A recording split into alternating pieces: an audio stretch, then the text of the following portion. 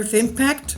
We've had many impacts of our Earth, and this is a new finding concerning what happened to Greenland. Ancient plants buried a mile under the Greenland ice are a grim warning from the past. Now, we also know from what paleontologists and geologists are telling us that even Antarctica had plants in the past. The Greenland ice sheet has been there for a long time, and as scientists can tell, it could have been existing as early as 45 million years ago.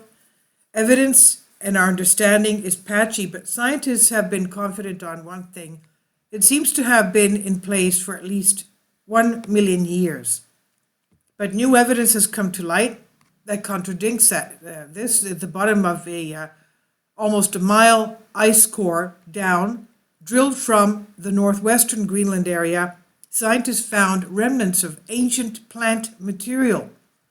So that means that at least once within the last million-year period, and multiple times in the few million-year period, Greenland's ice sheet melted long enough during warm periods for significant vegetation, perhaps even a forest to have existed. Kindly support my Patreon account since YouTube has again demonetized my YouTube channel.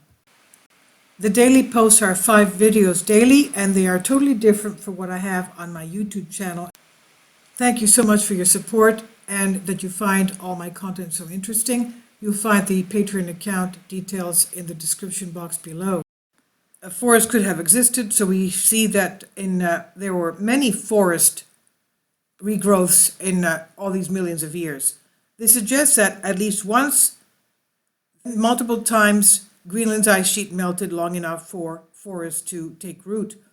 Warm periods like those we're currently experiencing due to the climate change. We know that the Arctic, the North Pole, is somehow melting, and there are those who are scurrying to have trade routes from the north.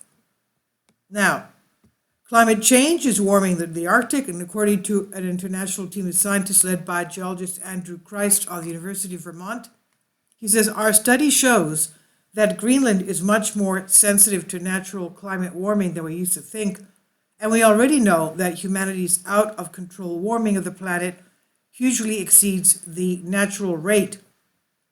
His evidence comes from a 1,368-meter core sample excavated in 1966, that's over 50 years ago, in Cold War military base Camp Century.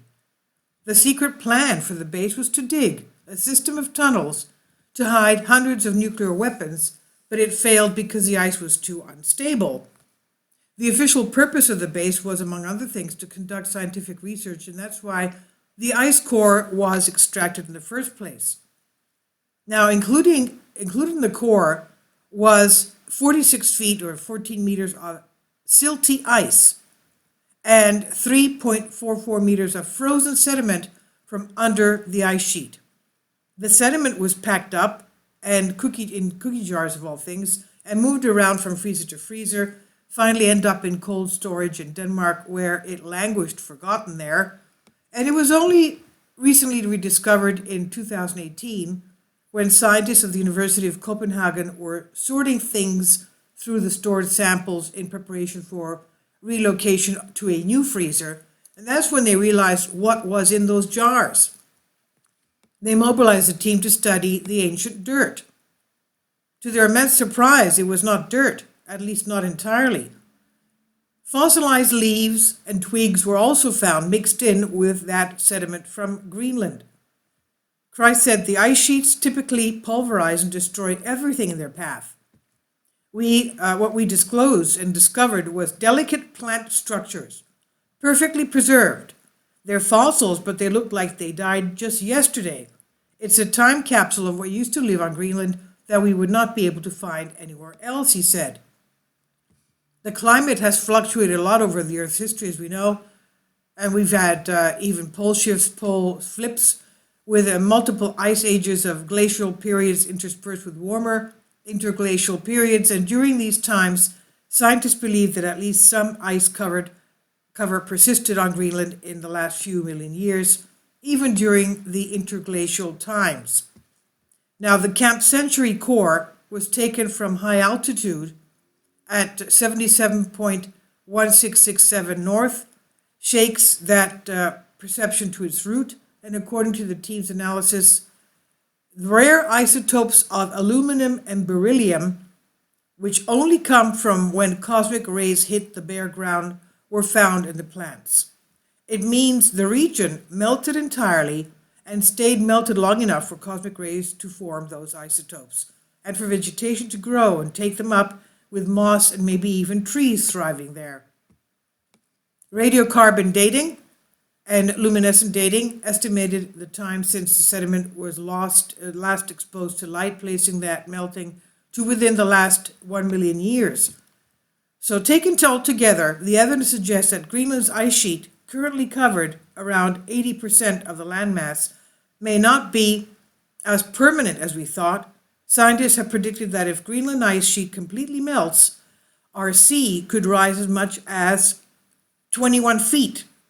So the problem is not a trivial one. Obviously, 21 feet rise in sea level is just terrible.